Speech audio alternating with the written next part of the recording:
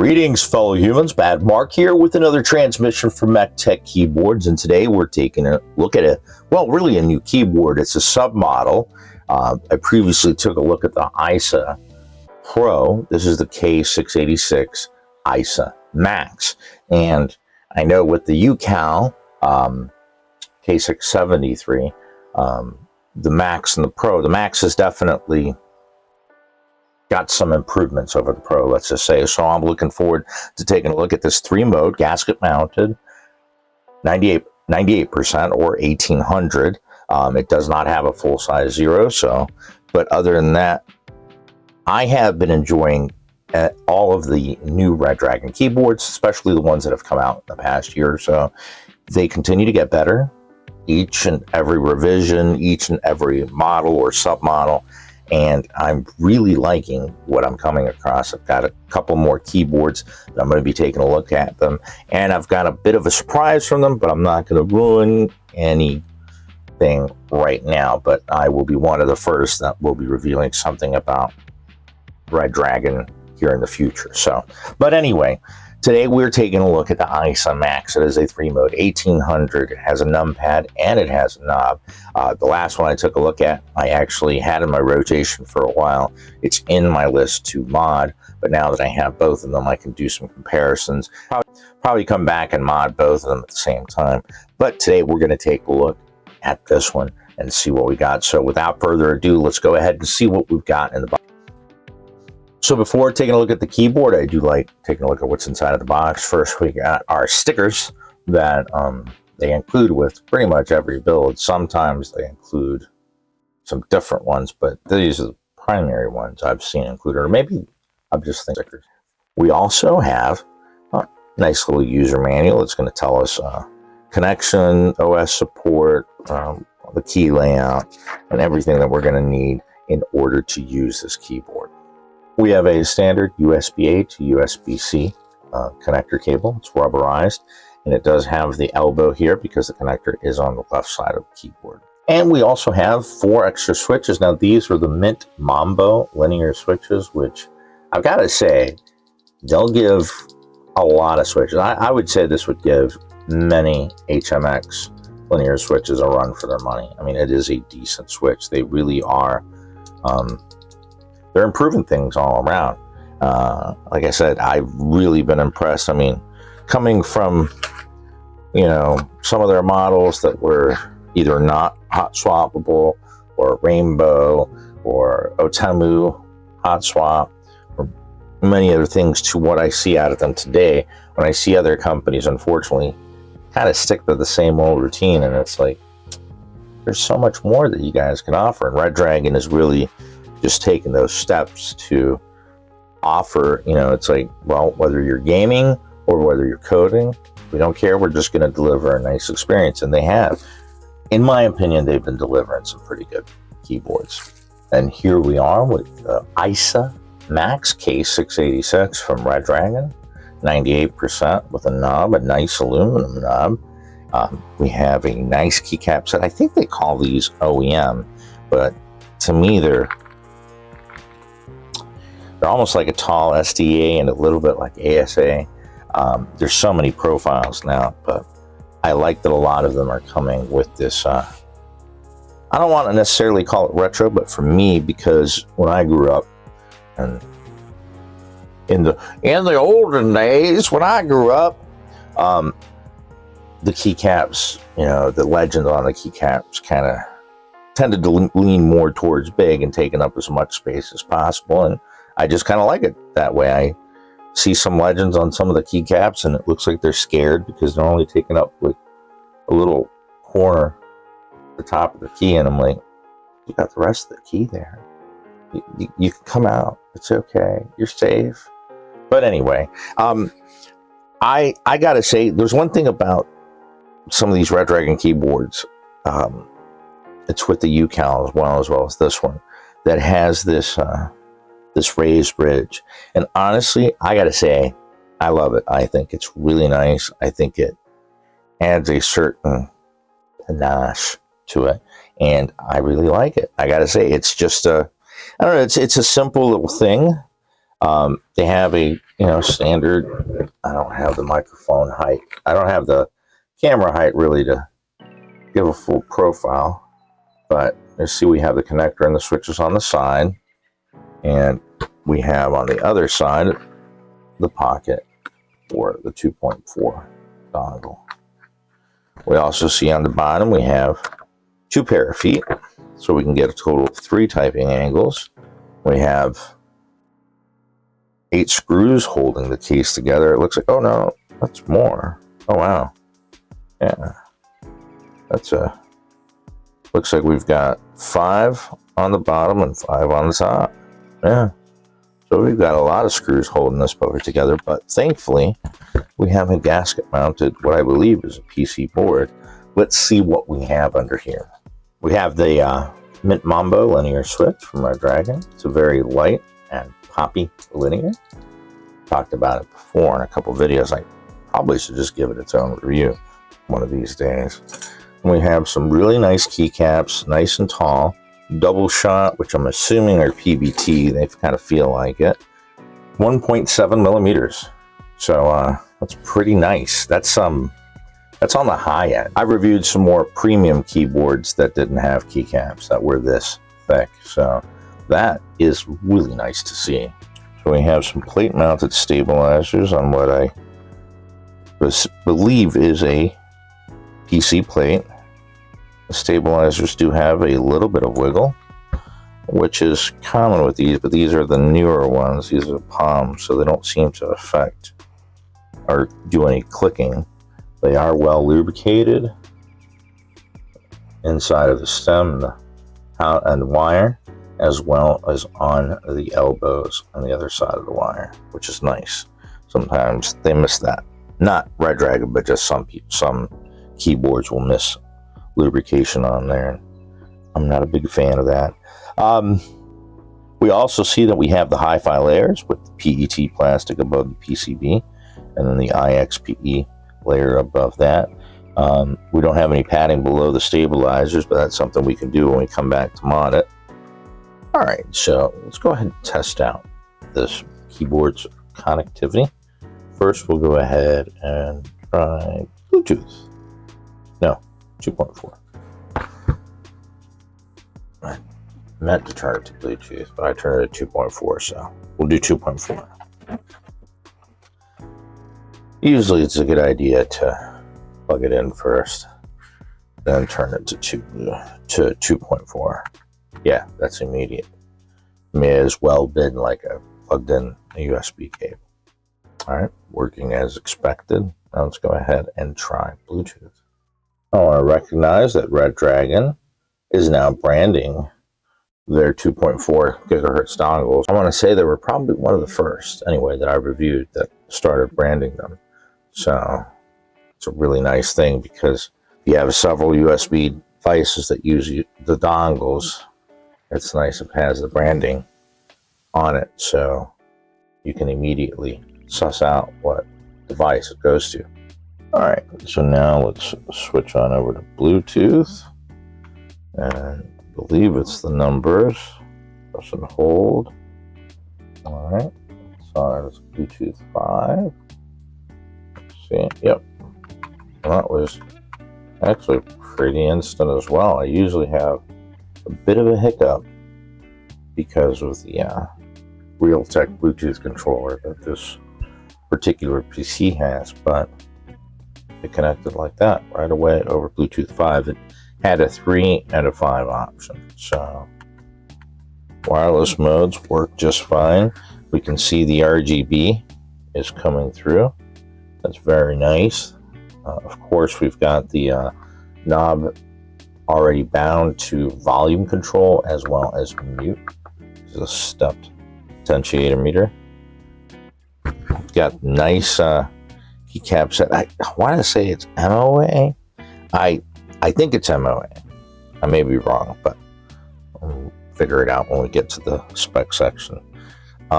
It's really a nice keyboard. I mean, for Black Friday, I believe they're going to have it below $50. So a 3-mode 1800 keyboard that has all of the dampening layers that I like. I know some people prefer without foam, but this has foam, and I think it sounds just fine.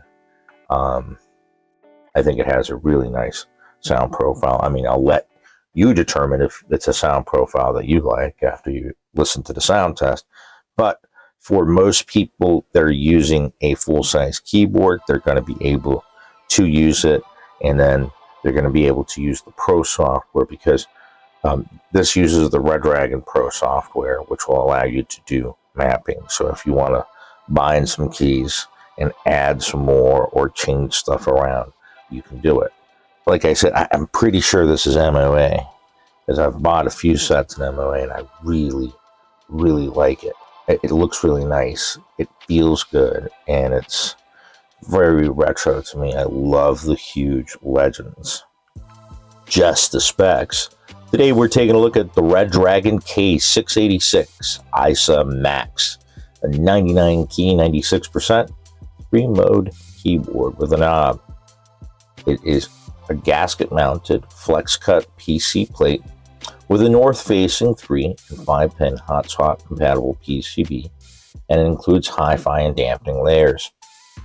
It is preloaded with mint Mambo linear switches and double-shot PBT MOA keycaps. Keyboard comes weighing in at 915 grams and has a 4,000 milliamp hour capacity battery. The chin of this keyboard sits at 18.5 millimeters off the surface, while the back sits at 26.5 millimeters, providing for a default typing angle of 6 degrees.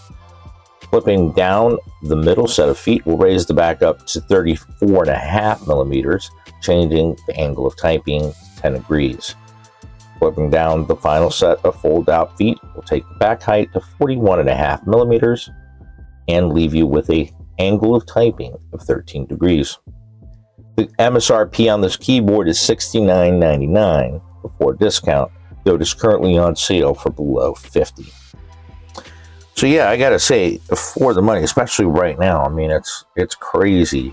Some crazy sales are going on in Redragon shop. I don't know if this will be out in time, but especially from somebody coming from a full size and wanting to experiment. I mean, I don't think no one should be forced to move. I mean, if they want a full size, they want a full size. Just get them a full size. I know there's not as much of a selection with more affordable keyboards that are full size. I mean, they're out there, but a lot of them, unfortunately, are still like tray mount, you know, aluminum or steel plated tops. They're just screwed into the bottom case, and if they're even dampened, it's just the tiniest amount, and they usually are hollow like a bell, and then you have to jump like past a couple price points to find anything decent. You're looking at several $100s at that point for a heavy aluminum, you know, full size. So if someone's willing to, you know, start like, hey, maybe one day I can do a TKO, but I still need my,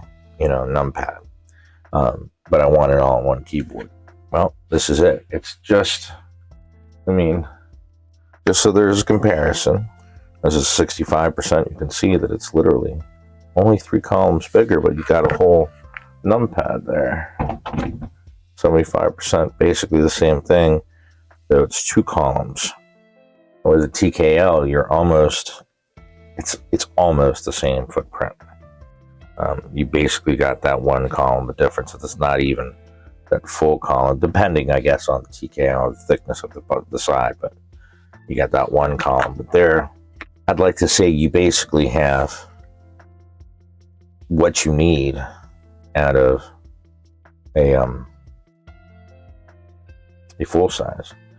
I mean, obviously you can turn off the num lock, the page up, page down over here, but they're right there. There's delete. I mean, I'm gonna say it's probably function page up, page down to reach home and end, but it's, I hate to repeat myself, but just last year, you wouldn't be able to find something this decent, this well stocked, this lovely sound profile stock. These features, really, gasket mounting, custom switches, not just your standard red, brown, yellows, blues. Now, if you prefer shine through keycaps, this is a north facing PCB. So you can get the shine through keycaps, you can replace them. And these are going to allow light to come through. Yeah, they do block a little. You can always replace them with RGB tops, different switches, but that's the beauty. You get the choice.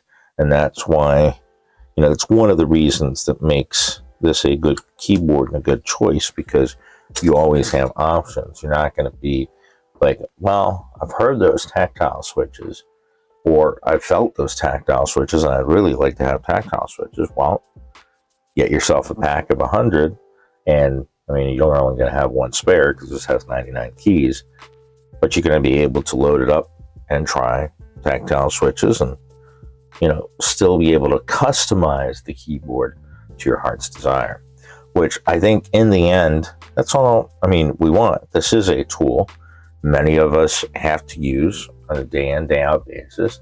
We may as well have something that we enjoy using, we enjoy looking at, and obviously if we work in an office environment, that's not going to upset any of our coworkers, or at least not too much, but I'm not going to instigate anything. I do hope that you guys enjoyed my review of the Redragon K686 EIsa Max. I'm definitely going to put it in my rotation and use it just like I did before there, the Pro version of this one. I think the battery is bigger on this one. This definitely has some nicer keycaps, 1.7 millimeter double shot PBT MMA keycaps, and it has it in a, it's kind of a mix. I mean, I want to say the black ones are kind of like combination between wave and between a black on white, and it works really nice. That knob being like a neon green would have been a nice touch, but I can't complain, and it does look like we can replace the knob if we'd like. So it's something that I could always do should I just do it. Anyway, yeah, this is a very decent 96%. I love the fact that I've gotten to participate, or at least, you know, ride along the journey of Redragon, really just continuously improving what they have and delivering some better products. These keyboards are just for the price. And yes, considering what else is available, I think a lot of these, I mean, I know it's closed source software, but I've resigned myself to either running my Windows laptop when I have to look at the software. And I have looked at the Redragons, both the Pro and the Standard. This one uses the Pro, and what the website says. What they're delivering at the price they're delivering, I think is a good value. I do know that they intend to continue improving.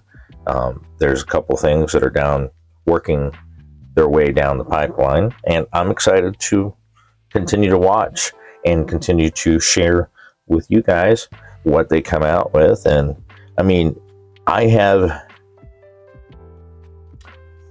guess, knock on wood, even the ones that I've modded, and there's a lot of them that I've taken apart, whether it's K551, 552, 530, 631, 617, I mean, a whole bunch of them that I've modded, and they still work. I can pull them out, I can plug them in, or even if they're, you know, battery, I usually like to store them about 50%.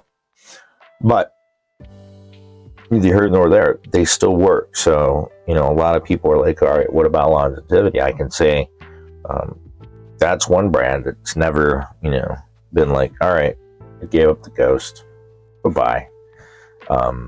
So that's one thing that I can say. There's always been a level of durability and reliability. And while I know that my experience doesn't represent everyone's experience,